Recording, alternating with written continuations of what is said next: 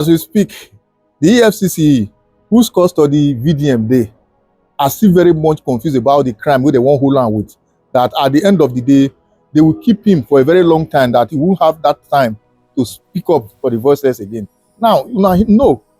Earlier today, BBC Pidgin brought out a publication that the main purpose why VDM was arrested by EFCC is because of financial misappropriation that was leveled against him by a series of persons, not one or two, not three. That the spokesperson of EFCC, Dele Ayowole, was the one that gave them the news.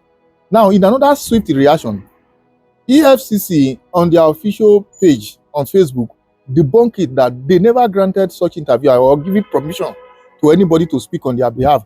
That everything so far said by everybody regarding the main purpose why VDM was arrested, or a joint committee by DSS, EFCC, and police that arrested VDM, whatever anybody is speculating at the moment, they are all fake.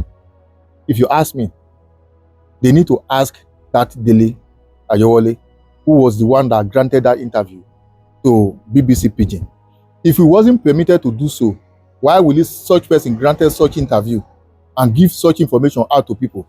Now, if truly they did not send him, they have to ask him or call him to order the main purpose why he did that.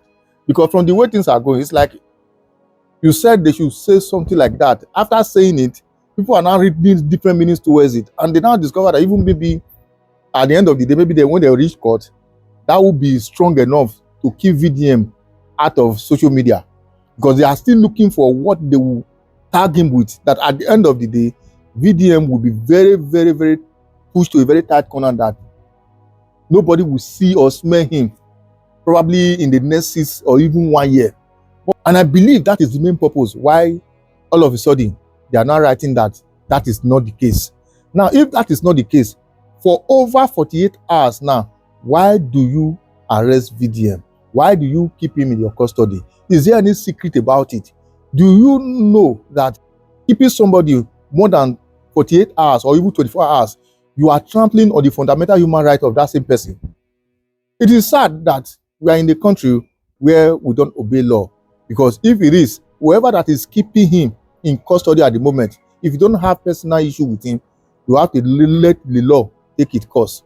And I want to use this opportunity to tell VDM supporters all over the world, they should keep the momentum high. Because as we speak, it's almost like even the EFCC are so confused. They don't even know what they want to say or what they want to do anymore. Now, another news was also on TVC News.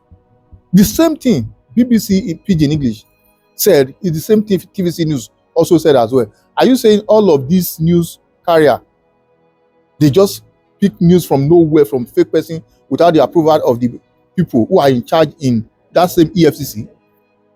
I believe these are the questions we are supposed to be asking. But until then, we are just watching and begin to see how they are going to twist this case into some kind of criminal case that will keep VDM out of social media or out of the reach of people for a very long time. Because for now, we are discovering that they are so confused. Whatever you think about this whole issue, please drop your comment on the comment section. But as for the EFCC, I will tell you people, if you don't have anything against him, let him be. If you have something against him, bring it forth. Don't fabricate any story. Because from the way things are going, it's almost like a house divided against itself. Because even some EFCC officials are now also complaining that they are not even enjoying the whole issue anymore. Because whether you like it or not, we are all Nigerians.